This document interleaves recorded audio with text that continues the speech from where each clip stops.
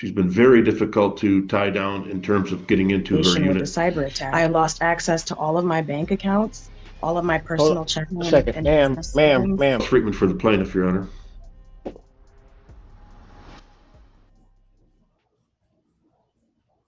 Miss King? Oh, you're muted.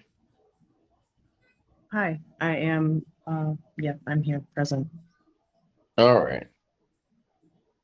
And Mr. Friedman, did you get her answer? I did. All right. All right. So where do we want to head from here? I'd like to ask for a hearing at your earliest convenience, and I'd like to ask for escrow. How much is monthly rent? 1095. 10. Dang, that's good. So give me, I'm at the 15. Give me 50% of. I'm sorry, say it again. 50% of 1095, which is 550. He says,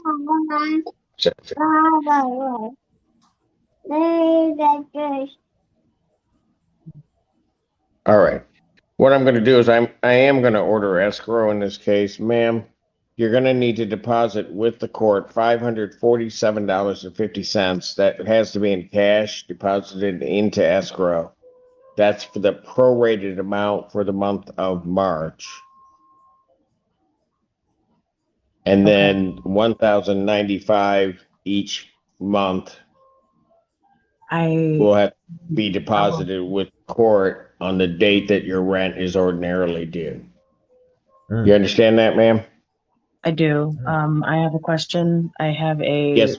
I'm currently waiting on a commitment letter. Before we get her question, she pays $1,100 in rent every month. $1,100. Audience, what? How much do y'all pay for rent? And then subtract $1,100 from that, and tell me. I mean, if you had that extra, however much money after you subtract from what you actually pay, and you had that to play with every month, wouldn't that be nice? That's fairly reasonable for today's rent prices, in my opinion. I also like how they have this court structured.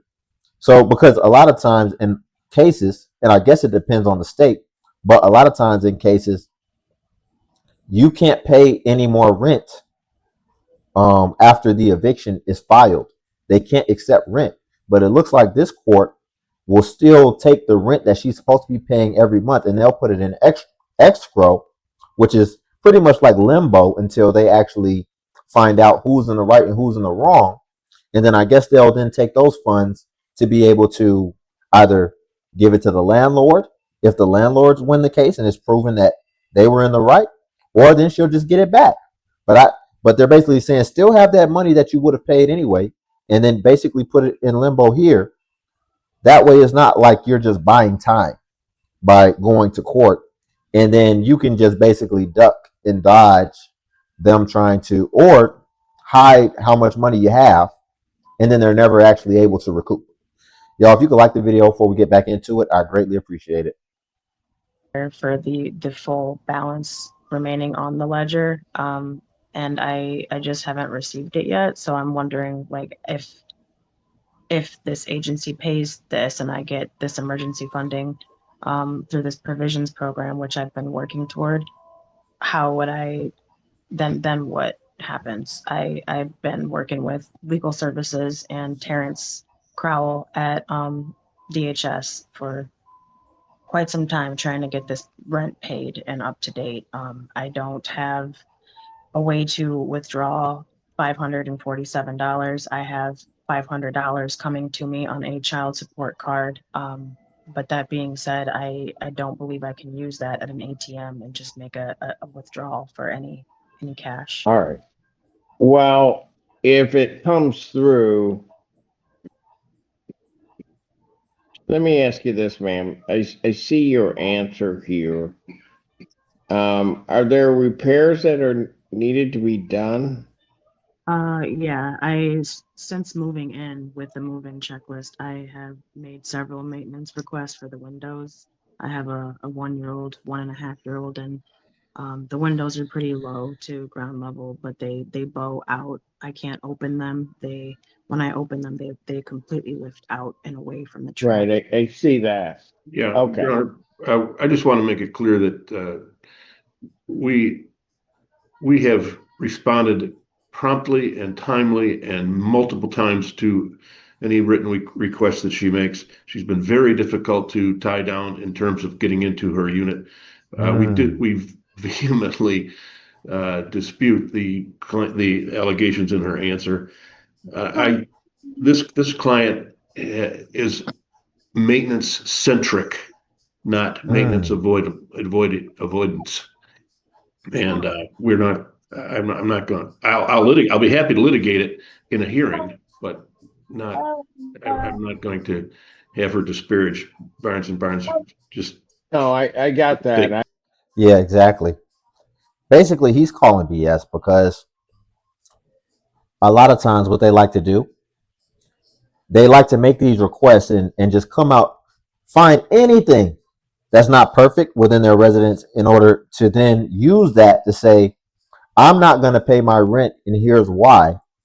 And they'll actually dodge and duck you from being able to fix it because that's the only thing they're clinging on in order to be able to justify why they're not paying you rent. So it looks like they've made attempts to try to be able to go out there and do it, but she probably is acting like, oh, my schedule doesn't allow it, XYZ. No, you're home for them to be able to go there because what has been shown is that it seems like she's not really working because all her justifications for how she'll be able to get any funds. First, she says she's working with some government assistance or just some assistance programs to help pay the rent. That's what she said at first. And then she's been basically trying to go to all these external forces in order to get the money. And then also when he brought up the over $500 that she would have to put in escrow, she said she's waiting on some child support or something like that. So that's kind of indicative of you might not be working. So if you're not working, then what's making it so hard for them to come and fix the things that they need to fix? As well as you put in the maintenance request. So you should be expecting that. And you should be making that as low friction as possible, in my opinion. I'm just trying to figure out. My real question was this done for the purposes of repairs that weren't being done or for, I guess, lack of a better term, trying to get time to get the commitment letter? That's where I was going with my question. thank you, Ron. So, ma'am, I mean, my bathtub doesn't hold water, so I have made have you requests. submitted that to them in writing, ma'am? Yes, I have. And then I had a cyber attack happen on Christmas Eve after being terminated from my job, which was an unlawful termination after I had an ADA accommodation approved. And this was a termination due to employer discrimination and then retaliation with the cyber attack. I lost access to all of my bank accounts, all of my personal checking A second, and ma'am, business savings. Does any of that have to do with Barnes and Barnes? You weren't Yes, employed. that is why I was not able to make my rent payments timely. I had a 401k I was expected to have deposited into my account, but my accounts were hacked. And then I had fraudulent charges that I had to dispute, and then identity to go in and verify after identity theft. Ma'am, listen to me. Were you employed by Barnes and Barnes? That is not their problem. He just asked you directly, ma'am, does any of this have to do with Barnes and Barnes? She talking about yes. And then proceeded to give all the explanations which had nothing to do with Barnes and Barnes. I'm pretty sure she doesn't want Barnes and Barnes disclosing whatever's happening in Barnes and Barnes' business and then it affecting her. She doesn't want them saying, well, ma'am, so we got this going on that just came up urgently. And for that reason, we're going to have to evict you. She wouldn't be having that. So you bringing up all your personal business and then trying to make it seem like that has something to do with Barnes and Barnes, and that's why you're not paying their rent after you've already given a plethora of other excuses as well. No, ma'am, that's your problem. No. Okay. So when I asked, did it have anything to do with Barnes and Barnes? You're not claiming they're responsible for the cyber attack or for the termination from your work or anything. It's No. just that you've run into this difficulty. The difficulty that you've run into with rent right now is as a manifestation of that employment issue, Yes. right? Correct. Okay. All right. My ledger is also still inaccurate. It states that I am locked currently into the 2026-2027 lease when I log into AppFolio. However, it's the 2025 the 2026 lease that I should be tied into, where the rent is $1,095. That has been confusing and has created a lot of financial strain when I have been paying $11.95 for 7 months. So, all right. Oh my goodness. I'm going to set this for a final settlement conference. I don't know that the issues that I would have to address here are so significant that we can't do it at that point. I can do, will the 17th work for the parties of this month? Otherwise, I may not have anything till April 14th. Your Honor, the 17th, I'll be in the air. Okay. I'll set it for April 14th, 2026 at 9 a.m. That is for a final settlement conference. Both parties are required to be present in person. Okay, thank you. Did you order escrow, Your Honor? I did order escrow. Thank I'm you. ordering escrow that would need to be paid for the month of March. The prorated amount is $547.50. The monthly rent of $1,095 would need to be paid the first of the month on the date that rent is ordinarily due. Thank Your Honor. you. Court calls the case. Well, that's really good. So she's still going to have to be paying escrow and be paying as if, you know, she's paying them, but she'll put it in escrow. That way it protects the landlord, or I guess the company that does the property, that has the property or whatever the case, which is great. And she doesn't seem to like that too much. And what I'd be curious to know is what happens in the case if she does not provide that escrow. That's what I would be curious to know. And let's just find out. Let's see. Let's find out in a case of landlord trying to evict. And this may even vary depending on where it is and what state. But maybe it can give us just general what happens if the tenant doesn't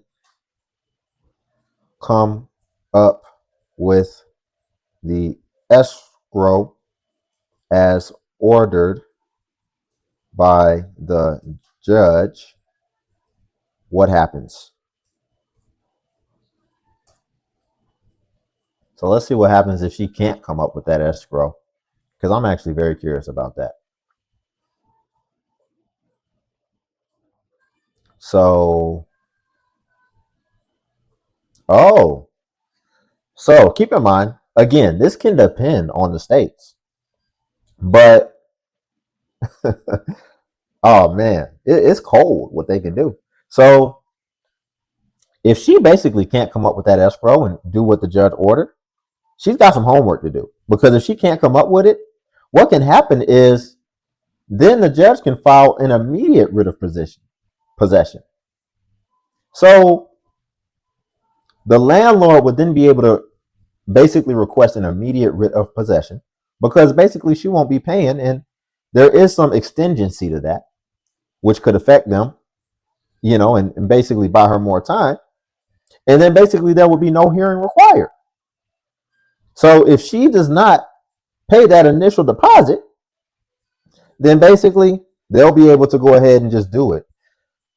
Maybe she can still appeal, but as we know, once that writ of eviction is put in place, they're able to go ahead and have a 24-hour notice, put it on her front door, and then the next day she's going to be physically removed. So let's see if she takes it serious. I wouldn't be surprised if she doesn't, and if she just thinks that she's going to show up again and make an excuse. But it seems like they just got to put that 24-hour notice on her door, and then they can just go ahead and just show up. And, we'll see. But regardless, what did you think because it's like you're trying to stay in the house, but it sounds like you wouldn't be able to pay regardless, even if they did fix all those things. So what are we even here talking about? Like you don't have the money. So what are we gonna think is more likely? Do we think it's more likely that like the house is just having all these problems that's just making it uninhabitable? Or as we see here, if you can't even post the escrow, do we think it's more likely that you just really don't even have the money and you're finding something to be able to then slide out of having to pay the rent? What's more likely? And that's what's so frustrating sometimes with these cases. And you saw the judge was even visibly frustrated because a lot of times he has to sit here and he has to pretend like he's giving you a chance to like explain as if there's going to be anything you can say when he already really knows what's going on. But in order to still keep up the proceedings and to be able to stay impartial, he has to give you a chance, even though he already knows that everything you're saying is a crock of BS. So, y'all, we'll leave it there for today. If you could like the video, I greatly appreciate it. Only takes a second. It actually does help out tremendously. Also, if you could hype. Hype is a new feature that YouTube offers where it helps smaller content creators like myself. And basically, when you hype, it actually pushes us to the extent that it pushes the larger content creators. So you just press the hype button and then it shows you the points. And since I am a smaller content creator, we actually get more points. So per hype. And then also Patreon's link below if you want to see self-improvement content. But until then, I'll catch you in the next video.